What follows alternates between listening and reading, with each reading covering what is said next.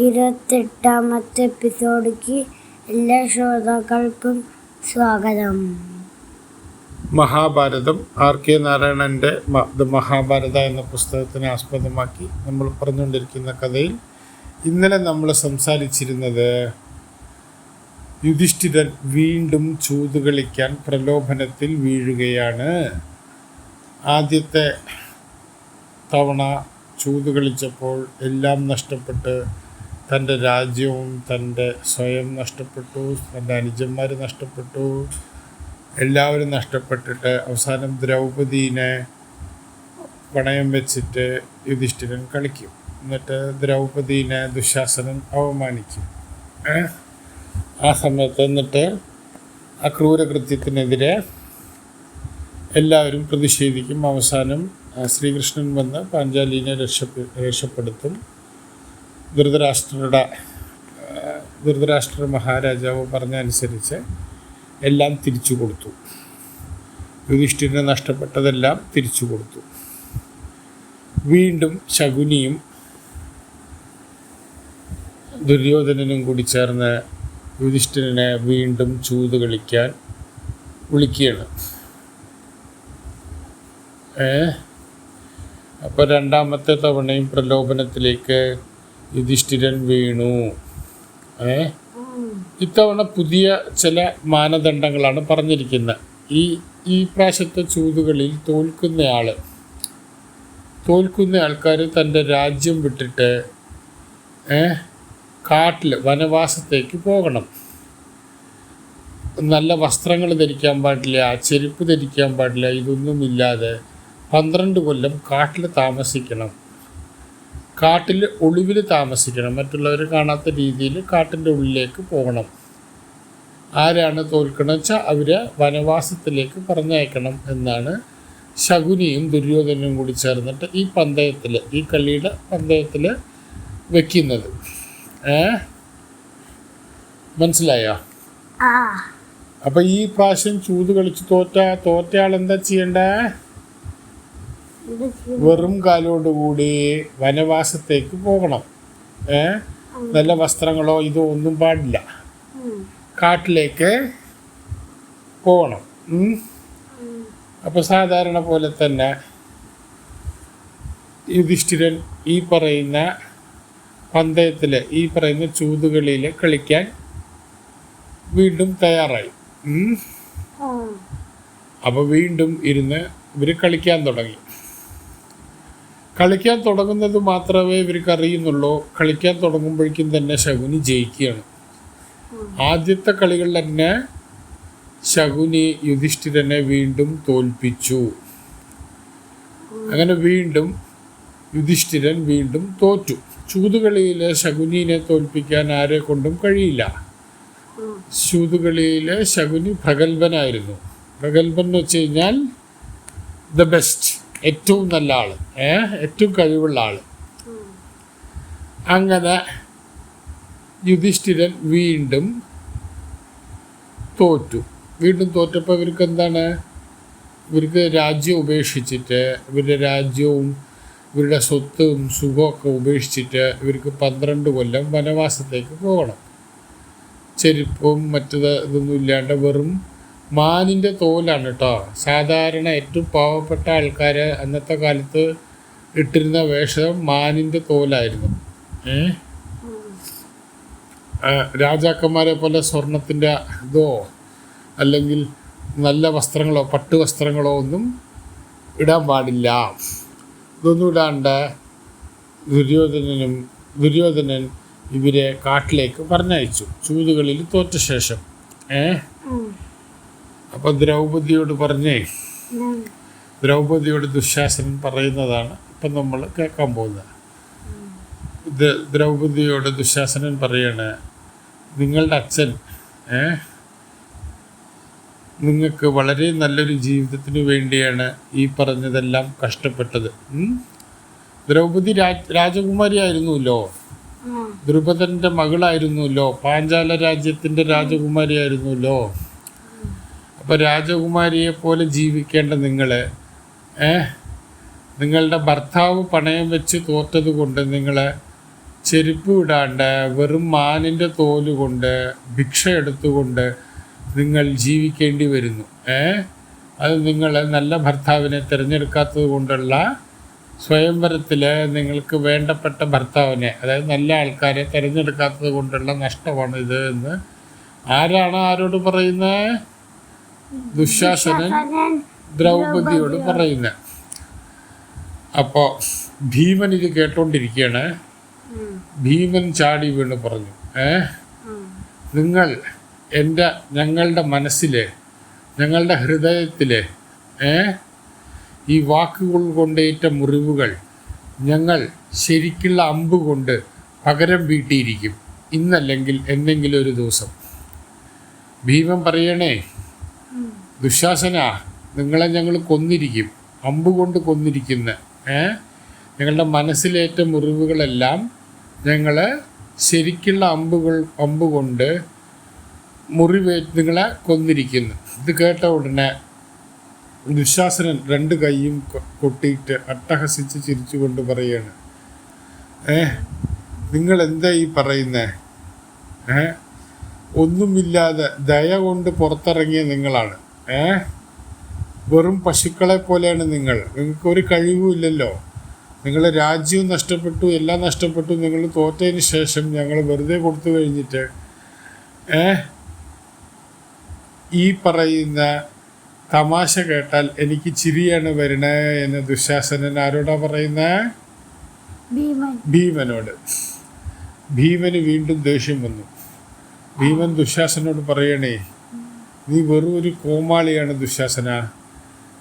ഞങ്ങൾക്കൊരു സമയം വരും, ആ സമയത്ത് ഞങ്ങൾ കാണിച്ചു തരും ഞങ്ങൾ ആരാണെന്ന്. നിന്റെ തൊടയിനെ ഞാൻ പറിച്ചെടുക്കും, മുറിച്ച് രണ്ടാക്കി മാറ്റും. ആ സമയത്ത് നിനക്ക് ഞാൻ പറയുന്നതിൻ്റെ അർത്ഥം എന്താണെന്നുള്ളത് മനസ്സിലാവും. നീ വെറും ഒരു കോമാളിയായി തീരും. ഇത് ഞാൻ കാണിച്ചു തരും. ഇതേപോലെ അർജുനനും നകുലനും സഹദേവനും എല്ലാവർക്കും ദേഷ്യവും വീറും വാശിയുമായി. കാരണം എന്താ വെച്ച് കഴിഞ്ഞാൽ യുധിഷ്ഠിരനെയും അനുജനെയും യുധിഷ്ഠിരനെയും അനുജന്മാരെയും ദുര്യോധനനും ദുശാസനും ചേർന്ന് അങ്ങേയറ്റ അവമാനിച്ച് നാറ്റിച്ചിട്ടല്ലേ പറഞ്ഞയക്കുന്ന ഓരോ പ്രാവശ്യവും. അപ്പോൾ അവർ വീണ്ടും ധൃതരാഷ്ട്രടുത്ത് പോവാണ്. ധൃതരാഷ്ട്രടുത്ത് പോയിട്ട് യാത്ര പറയാൻ പോവാണ്. എല്ലാ മുതിർന്നവരോടും യാത്ര പറഞ്ഞു, വിതുരനോടും പറഞ്ഞു. അപ്പോൾ വിതുരൻ പറഞ്ഞു, കുന്തി ദേവീനെ നിങ്ങൾ കൊണ്ടുപോകണ്ട. അമ്മയായ കുന്തി ദേവീനെ നിങ്ങൾ എന്തിനാ ഇങ്ങനെ നടത്തിക്കണേ, എന്തിനാ ഇങ്ങനെ കഷ്ടപ്പെടുത്തണേ? കുന്തി ദേവി രാജ്യത്തിൽ തന്നെ ഇരുന്നോട്ടെ, മക്കളായ നിങ്ങൾ പോയാൽ മതി എന്ന് പറഞ്ഞു. അപ്പോൾ ധൃതരാഷ്ട്രർ എന്ത് ചെയ്തു? ധൃതരാഷ്ട്ര മഹാരാജാവ് വിതുരനോട് രഹസ്യമായിട്ടൊരു സമയത്ത് പറയാൻ തുടങ്ങി. ധൃതരാഷ്ട്ര വിതുരനോട് ചോദിക്കണേ, വിതുര, പഞ്ചപാണ്ഡവന്മാർ എങ്ങനെയാണ് പോയേ? എനിക്ക് വളരെ സങ്കടമുണ്ട്. എൻ്റെ അനുജൻ്റെ മക്കളല്ലേ അവര്, എനിക്ക് അവരോട് ഇത്തിരി സ്നേഹമുണ്ടല്ലോ. അവരെങ്ങനെയാണ് പോയേ? കീറിയ വസ്ത്രങ്ങളാണോ ധരിച്ചേ? മാനിൻ്റെ തോല് ധരിച്ചിട്ടാണോ പോയേ? ചെരുപ്പില്ലാതെയാണോ നടന്നു പോയേ? എനിക്ക് എന്നോട് തന്നെ വളരെ ദയ തോന്നുന്നു, എനിക്ക് എന്നോട് തന്നെ വളരെ സങ്കടം തോന്നുന്നു. കാരണം എനിക്ക് അവരെ രക്ഷിക്കാൻ കഴിയുന്നില്ലല്ലോ. ധൃതരാഷ്ട്ര പറയാണ്, ഈ അന്ധനായ വല്യച്ഛനെ കൊണ്ട് അവരെ ഒന്നും ചെയ്യാൻ പറ്റില്ലല്ലോ, അവരെ കഷ്ടപ്പെടുത്തില്ല. ധൃതരാഷ്ട്രക്ക് കണ്ണ് കാണില്ലല്ലോ. അതാണ് ധൃതരാഷ്ട്ര പറയണത്. സ്വയം പറയണേ, ഞാനൊരു അന്ധനായി പോയില്ലേ, എനിക്ക് മക്കൾ പറയുന്നതിനെതിരെ ഒന്നും ചെയ്യാൻ പറ്റില്ലല്ലോ. പാണ്ഡുവിൻ്റെ മക്കൾ കഷ്ടപ്പെടുന്നുണ്ടല്ലോ, ഒരുപാട് ബുദ്ധിമുട്ടുന്നുണ്ടല്ലോ, എൻ്റെ മക്കൾ അത് കണ്ട് സന്തോഷിക്കണമുണ്ടല്ലോ.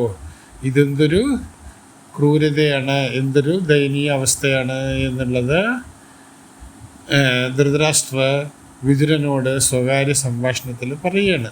സ്വന്തം സങ്കടം പറയണം, അവനവൻ്റെ സങ്കടം പറയണം. അത് കഴിഞ്ഞ് അടുത്തത് എന്താണെന്ന് വെച്ച് കഴിഞ്ഞാൽ, ഇപ്പം യുധിഷ്ഠിരൻ എന്ത് ചെയ്ത്? യുധിഷ്ഠിരനും ഭീമനും അർജുനനും നകുലനും സഹദേവനും കുന്തി ദേവീനെ രാജ്യത്തിൽ തന്നെ ഇതാക്കി. കാരണം കുന്തി ദേവീനെ ഇനി കൊണ്ടുപോകണ്ടെന്നാണ് വിതുരനും എല്ലാവരും പറഞ്ഞത്. അതനുസരിച്ച് പണ്ട് സ്ത്രീകൾ പുരുഷന്മാർ പറഞ്ഞത്, അതായത് ഭർത്താക്കന്മാരോ അതിൽ മുതിർന്ന ആൾക്കാരോ ആരെങ്കിലും ഉണ്ടെങ്കിൽ അത് പറഞ്ഞതനുസരിച്ചേ മതിയാവും. അതാണ് അന്നത്തെ കാലം. അതുപോലെ മക്കൾ പറയുന്നതും ഒക്കെ കേട്ടേ പറ്റൂ എന്നുള്ളതാണ് അന്നത്തെ കാലം. യുധിഷ്ഠിരൻ വളരെ സത്യസന്ധമായ മനുഷ്യനായതുകൊണ്ട് യുധിഷ്ഠിരൻ പറഞ്ഞ വാക്ക് പാലിക്കും. അതുകൊണ്ടാണ് യുധിഷ്ഠിരൻ കാട്ടിലേക്ക് പോവാൻ തീരുമാനിച്ചത്. ഭീമനും അർജുനനും നകുലനും സഹദേവനും എല്ലാവരും കൂടി പതുക്കെ നഗരം വിടാൻ തുടങ്ങി, കാട്ടിലേക്ക് പോവാൻ തീരുമാനിച്ചു. യുധിഷ്ഠിരൻ അവമാനം കൊണ്ട് മുഖം മറച്ചു പിടിച്ചു. എന്നിട്ട് തൻ്റെ വിധിയാണ്, തൻ്റെ മക്കളും തൻ്റെ കൂടെയുള്ള എല്ലാവരുടെയും മുമ്പിൽ ദയനീയ അവസ്ഥയിലാണ് പോയത്. ഭീമന് തൻ്റെ ശരീരത്തിലുള്ള ശക്തിയില്ലേ, തൻ്റെ മസിലും തൻ്റെ ആയുധവും എല്ലാം വെച്ചിട്ട് പതുക്കെ ഇങ്ങനെ പുറത്തിറങ്ങേണ്ടി അവസ്ഥ വന്നു. ഇനിയിപ്പോൾ ഇത്രയും 12 കൊല്ലം കഴിഞ്ഞിട്ടല്ലേ രാജ്യത്തിലേക്ക് തിരിച്ചു വരാൻ പറ്റുള്ളൂ. അപ്പോൾ ധൗമ്യ എന്ന് പറഞ്ഞിട്ടൊരു സന്യാസി ഉണ്ടായിരുന്നു. പണ്ടിങ്ങനെ വനവാസത്തിലേക്ക് പോകുമ്പോഴില്ലേ ദർഭപ്പുല്ല് കൊണ്ടാണ് പോകുക. കാരണം മരണപ്പെടുന്നു എന്നുള്ള വിശ്വാസത്തിലാണ് പോകുന്നത്. സാമവേദം 4 വേദങ്ങളുണ്ട്. അതിൽ ഒരു വേദമാണ് സാമവേദം. സാമവേദത്തിൻ്റെ പ്രധാനപ്പെട്ട വാക്യങ്ങളൊക്കെ പറഞ്ഞുകൊണ്ട് ഇവർ പുറത്തിറങ്ങിപ്പോയി. അപ്പോൾ ധൃതരാഷ്ട്രം ചോദിക്കണേ, ഞാൻ ചെയ്ത, അതായത് ഞങ്ങൾ ചെയ്ത ഈ മഹാപാപങ്ങളൊക്കെ ചെയ്യാതിരിക്കാനോ ഇതിനെ തിരുത്താനോ തിരിച്ചു വരാനോ എന്തെങ്കിലും വഴിയുണ്ടോ എന്ന് ധൃതരാഷ്ട്ര ചോദിക്കുകയാണ് കേട്ടോ. ആരെങ്കിലും പോയിട്ട് ഈ ചെയ്ത പാവങ്ങളെയൊക്കെ വീണ്ടും തിരുത്താൻ പറ്റുമോ? എൻ്റെ മക്കളെ സമാധാനത്തിൽ ജീവിക്കാൻ പറ്റുമോ? എൻ്റെ മക്കൾ ചെയ്യുന്ന തെറ്റുകളൊക്കെ ശരിയാക്കാൻ പറ്റുമോ? ഒരിക്കൽ നമ്മൾ തെറ്റ് ചെയ്ത് കഴിഞ്ഞാൽ പിന്നെ അത് ശരിയാക്കാൻ വളരെ ബുദ്ധിമുട്ടാണെന്നാണ് ഇതിൽ നിന്ന് നമ്മൾ മനസ്സിലാക്കേണ്ടത്.